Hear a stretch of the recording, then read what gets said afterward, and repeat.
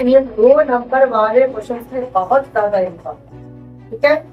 ऐसे क्वेश्चन आपको दे तो यदि किसी वृत्त की परिधि 22 सेंटीमीटर, सबसे पहले आपको देखना है क्वेश्चन में दिया हुआ है वृत्त की परिधि दिया हुआ है कि दोनों ही तो वृत्त की परिधि है, एक फार्मूला और एक दिया हुआ मान, यानी मैं दोनों की अगर मैं तुलना करता हूँ तो ये दोनों आपस में क्या होगा, कई बार पाई पर जानते हैं कि पाई एक अपरिमेय संख्या, ऑब्जेक्टिव नोट कर लो, कन्फर्म।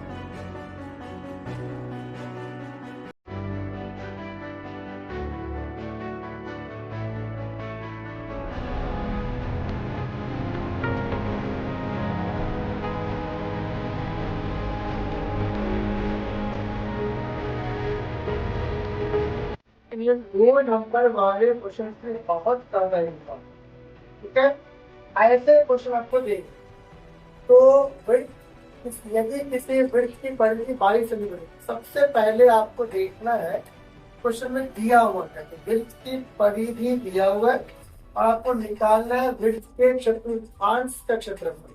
तो परिधि से चतुर्थांश हम कैसे निकालें, तो परिधि से चतुर्थांश हम क्या बताओ, वृत्त की त्रिज्या ना निकालें तो त्रिज्या पता है क्या, तो इस परिधि से हम पहले वृत्त की त्रिज्या ज्ञात करें। सबसे पहले हम लिखेंगे इसको हल, चूंकि जो टेबल है इसको लिख लेते हैं।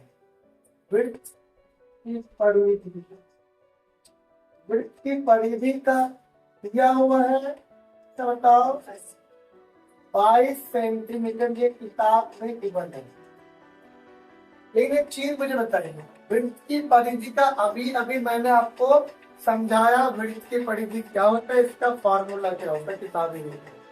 तो किताबी में इसका फॉर्मूला तो 2 पाई r है ना, और फिर वृत्त की परिधि का मान भी आपकी किताब में गिवन है। तो इसका मतलब वृत्त की दोनों ही तो वृत्त की परिधि है, एक फॉर्मूला और एक दिया हुआ मान, यानी ये दोनों की अगर मैं तुलना करता हूं तो ये दोनों आपस में क्या होगा, बराबर होगा। तो वृत्त की परिधि की जगह आप वृत्त की परिधि का फॉर्मूला लिख सकते हैं। वृत्त की परिधि का फॉर्मूला होता है 2 पाई r, तो 2 पाई r इक्वल टू क्या होगा, 22 होगा, राइट। अब उसके बाद यहां से हम क्या करेंगे बताओ मेरे भाई, तब और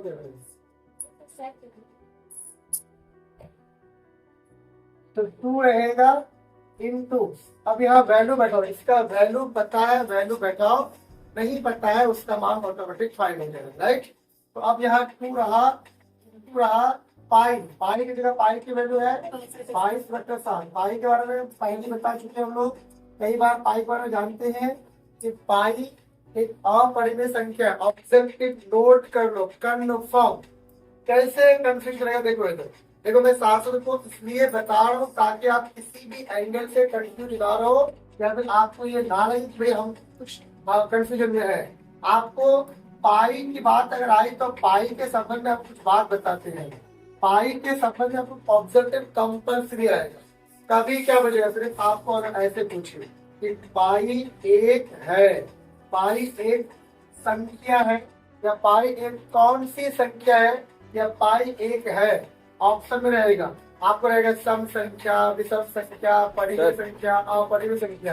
तो ऐसे हालात में पाई एक अपरिमेय संख्या है। क्या है बताओ, अगर आपको पूछे कि पाई एक है तो आपका ऑप्शन नंबर अपरिमेय होगा, क्या होगा बताओ। लेकिन एक बात, कंफ्यूजन करने के लिए अगर पाई का वैल्यू दे दे, पाई की जगह अगर आपको दे दे, आप तो ये समझ के गए कि पाई एक अपरिमेय संख्या है, और आप वहां अगर पाई रखा रहे तो आप आराम से पाई के बारे मार दोगे।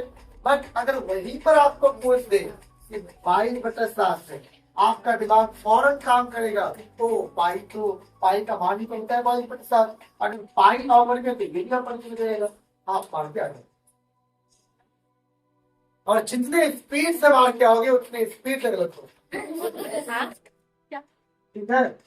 बात समझ आ रही है। अगर आपको पाई, अगर पाई की जगह अगर सिर्फ पाई रहे तो ये आपका क्या होगा बताओ, ऑपरेटर होगा। लेकिन इसके जगह में इसका वैल्यू 22/7 अगर आपको रहे 22/7, ये इसका अप्रोक्स वैल्यू थोड़ा ये माना जाता है। तो उस समय अगर आपको ये पूछे कि 22/7 एक है, यहाँ आपको ऑपरेटर नहीं मारना है, एक पई पे है। बात समझ में आई? तो जो बात है तो पाई का यहाँ दो वैल्यू होता है, एक 3.14 और एक 22/7 के मैंने आपको पहले ही कवर अप करके रखा है। तो आपको जब तक कुछ ना बोला जाए पाई का वैल्यू हमेशा कहना बताओ। ये छोटी छोटी बातें हैं जो आपको क्लियर रखना होता है और मैथ इजी बनाने के। सबसे पहली बात यहाँ पे क्लियर हो गया आप लोग, पहली प्रॉब्लम यहाँ तक। अब उसमें आर की वैल्यू नहीं पता, एज इट इज छोड़ दीजिए, इज इक्वल टू पाई से रखने दीजिए, ठीक है। अब यहाँ से हमें जिसका वैल्यू नहीं पता है उसी के वैल्यू को अलग करेंगे। तो आर हमको नहीं पता, आर अलग कर देंगे। आर अलग करेंगे तो इक्वल, ये सब कैलकुलेशन है, इससे बिल्कुल आराम से जैसे ये सब करते देखिए, आराम से देखिए, ठीक है।